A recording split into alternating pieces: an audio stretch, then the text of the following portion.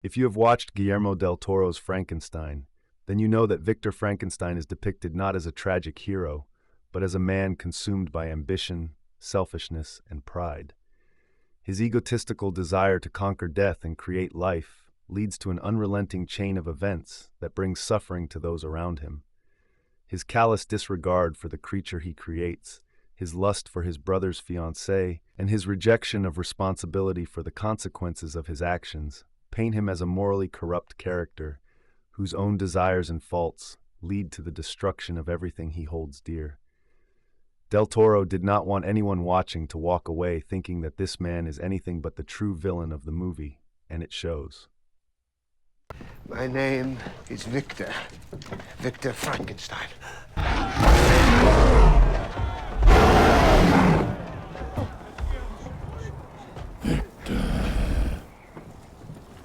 Victor! What manner of devil made him?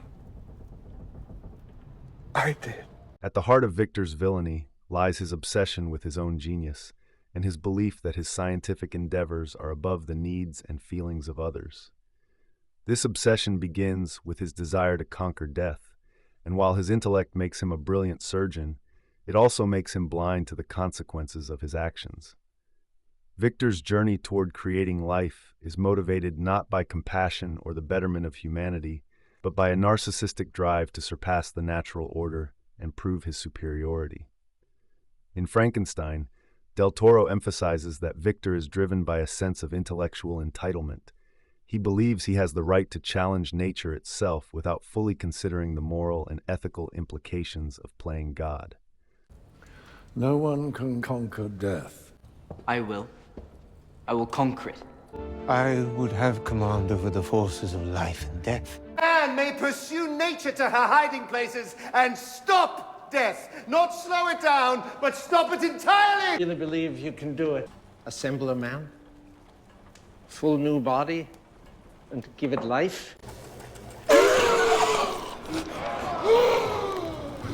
Now, the spasmodic movement of the... Upon creating the creature, Victor is initially in awe at the fact that he succeeded in his endeavors. However, soon afterwards, he feels a feeling of emptiness from completing the impossible.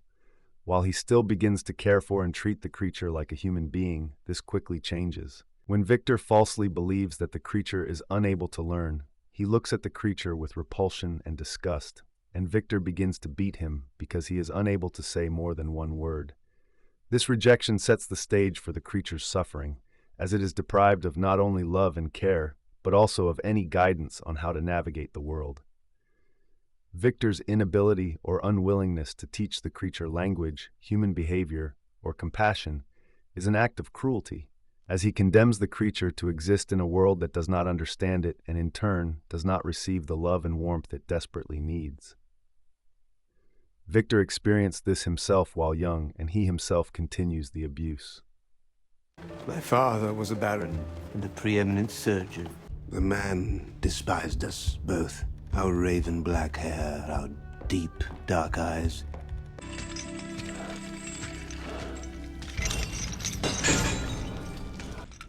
Why is he chained here? For his own safety and for mine. I would hear them through the wall, arguing incessantly. Yet their voices filled me with fear.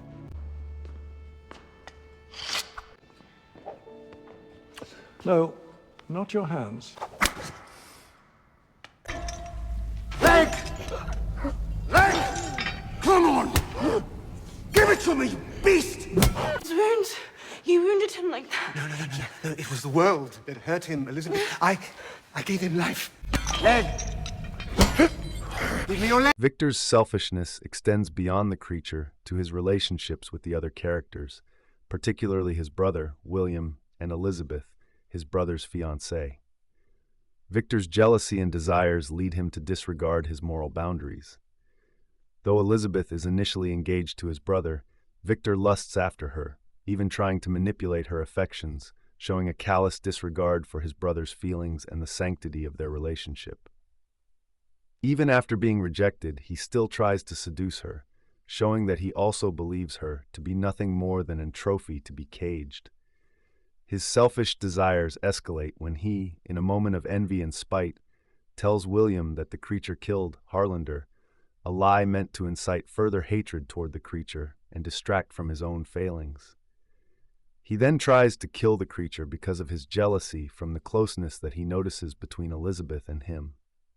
A man, is it? Yes, my fiance's brother. Lust.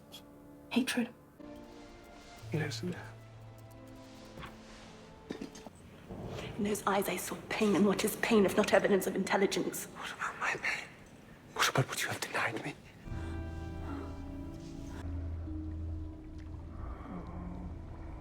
Who hurt you? It would be my inclination to see attraction In you for that thing. Understanding. Harlan. In a fit of rage, you killed him. One word more. Anything. Make me save you.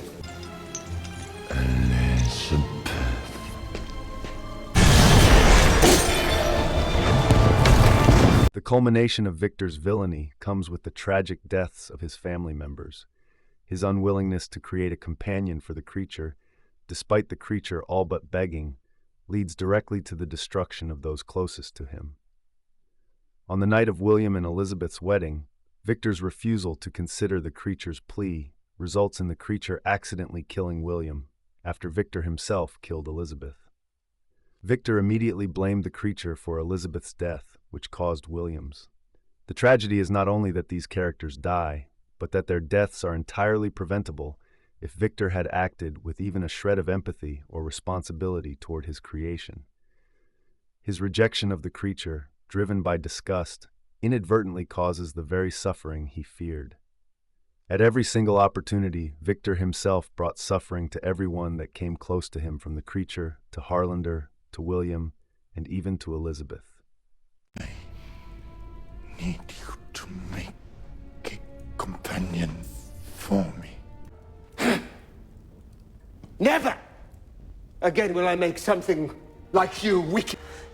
Elizabeth, move away from it! It attacked her! It attacked her! I can save you. I can save you. From what? From you? Victor Frankenstein's cruelty is not simply a result of the creature's monstrous nature, but of his own selfish and callous decisions.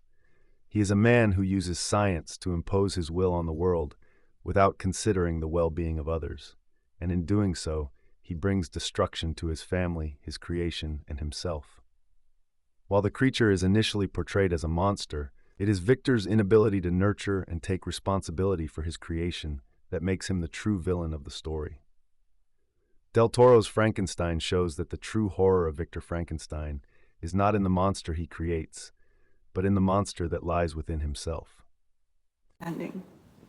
Only monsters play God, Baron. You are the monster.